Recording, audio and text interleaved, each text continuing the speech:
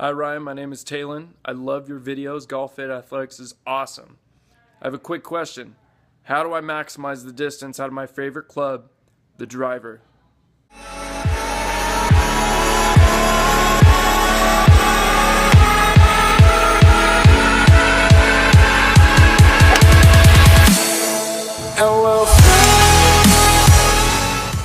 Thanks to Talon, he sent in this video request, so we're gonna go ahead and answer some questions. But before we answer your question, I have a special guest today. His name is Gene Webster Jr. Gene has not only played in amateur tournaments, not only has he played in professional tournaments, but he has coached multiple golf teams to success. I want to give you a warm welcome, Mr. Gene Webster Jr. Hey, what's up? Hey, Ryan. Hey, appreciate you for having me on your channel tonight. I really like what you're doing with Golfit Athletics, and I think that a lot of people are gonna benefit from what you have to say, what you have to teach, and how you're gonna help so many people get the very best out of their golf game. Because hey, who doesn't want to shoot a good score on the golf course? I don't know about you, but when I go to the golf course, I'm trying to win.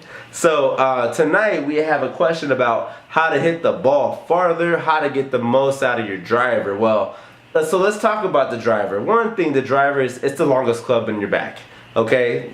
It's the reason why it has the big head cover on it. There's a reason why it looks the way it looks. So, you know what? Nothing will beat hitting the golf club right in the middle of the club face. So that's probably the main thing. So let's go and dive right into where power comes from. Okay, so let's talk about the anatomy of the body. All right, all of us, I don't care who you are, unless you don't have the ability to stand up, we all are standing up through our feet. Our feet are connected through our ankles are connected to our calves, they come through our knees are connected to our quads and our hamstrings connected to our hips. And then from there we get into our torso, and then up through there we get to our chest, we get to our shoulders, arms, forearms, hands. Hands are connected to the grip. The grip is connected to the shaft is connected to the head. Okay, so everything comes from the ground up. You ever wonder why they put spikes on the bottoms of your golf shoes? It's because you need grip. We need to be able to grip the power that comes from earth to be able to generate the torque, to be able to generate the speed from earth. All right, so let's get this straight. A lot of people that I know, they think that speed comes from the upper body.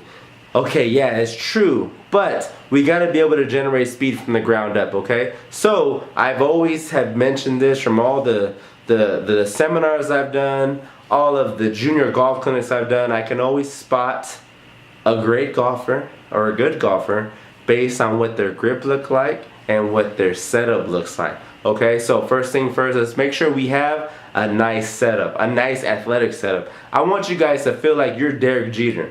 I want you to feel like you're a shortstop in a baseball game, ready for a ground ball that's either going to come left of you or right of you. That's how agile I need you to be when you're set up to a golf shot. Now I know what you're thinking. Hey, it's golf. Yeah, but if you want to be the best you can be, you need to be an athlete.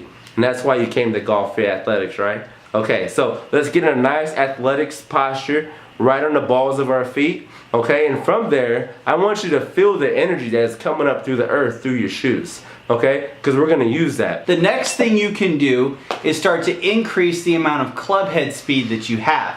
Okay, so for every mile per hour of club speed that you have is 3 yards gained on the course. So if you increase your club head speed by 10 miles an hour, that is going to equate to 30 yards added to your driver. So if you're hitting the ball 270 yards, now you're hitting the ball 300 yards. So not only do you have to hit the ball in the center of the club face, but you need to increase your club head speed. Now, how do you increase your club head speed?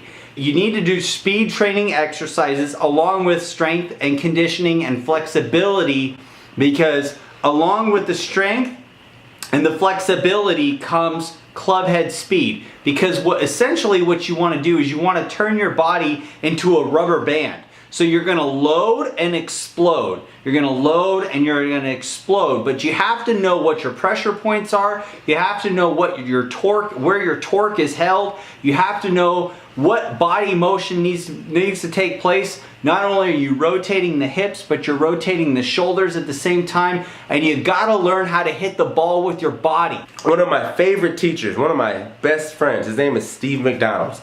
He had me do this drill for months and I hated it.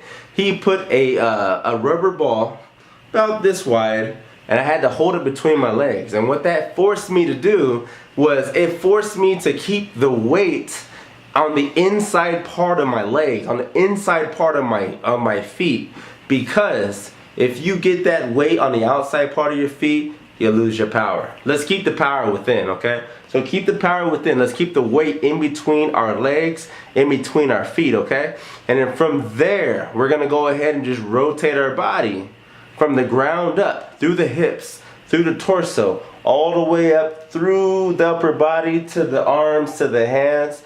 And then from there, we're gonna we're going to pull the ground from underneath of us, and that's how we're gonna get that power. That's how you're gonna generate speed. That's how you're gonna strengthen your core.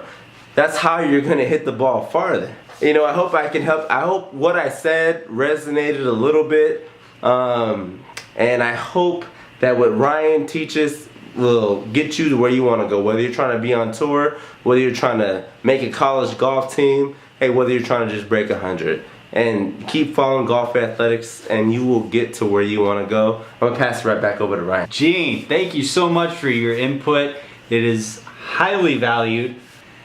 I played golf many times with Gene, and not only just his resume stands out, but his personality, how he carries himself, the way that he plays the game is from a level of confidence that you don't find in most golfers. Aim small, swing smooth. Thank you for watching Golfit Athletics. Peace out.